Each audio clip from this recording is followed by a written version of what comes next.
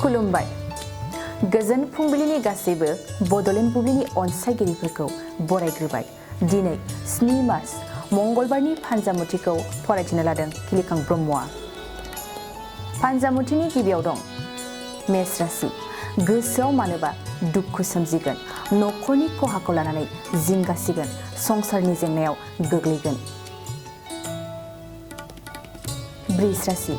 गावनि साननाय हनायखौ गुबुननो फोरमायनो हानाय नङा गोसोआव उसुखुथु जागोन गोसोनि गोहो बोलोआ लोरबां जागोन मिथुन राशि हरखाब धोन मोनगोन न'खराव रांखावरिया मोजां लटारिफोर लायोब्ला खाफाल जुफिनायनि मिजिंआ बांसिन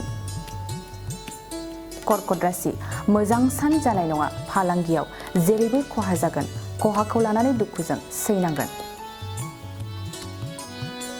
सिंह राशि साननाय हनायफ्रा मोजां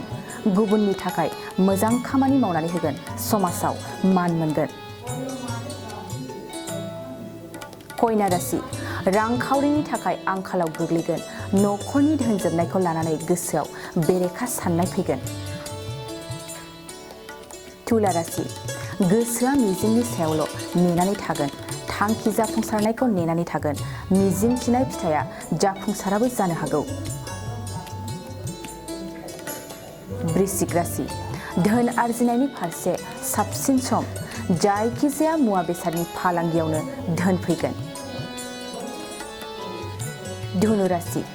मबेबा जेंनाखौ लानानै गोसोआव असान्ति जागोन असान्ति गोसोजों जेबो खामानि मावनो हानाय नङा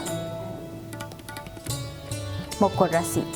न'खराव रां रुफा जोबस्रांगोन धोन जोबस्रांनायखौ मिथिस्लाबनाय नङा हारसिं जिंगासिगोन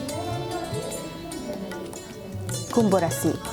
दिनैनि साना नोंनि साबसिन सम न'खराव मोजां खौरां फैगोन हास्थायनाय हिन्जावजों सोमोन्दो गोरोबगोन मीन राशि दावबायनायनि फारसे मोजां सम न'खरनि गथ' गथायफोरखौ लानानै गुबुन जायगायाव दावबायहैगोन गोसोआ उदां मोनगोन दिनै सानसेनि राशि फरायथिनायाबो एसेनोसै आसा खालामो नोंथांनि दिनैनि साना मोजाङै मोजां थांगोन बेखौ बड'लेण्ड बुब्लि न'खरनिफ्राय मिजिंथिबाय गोजोन्थों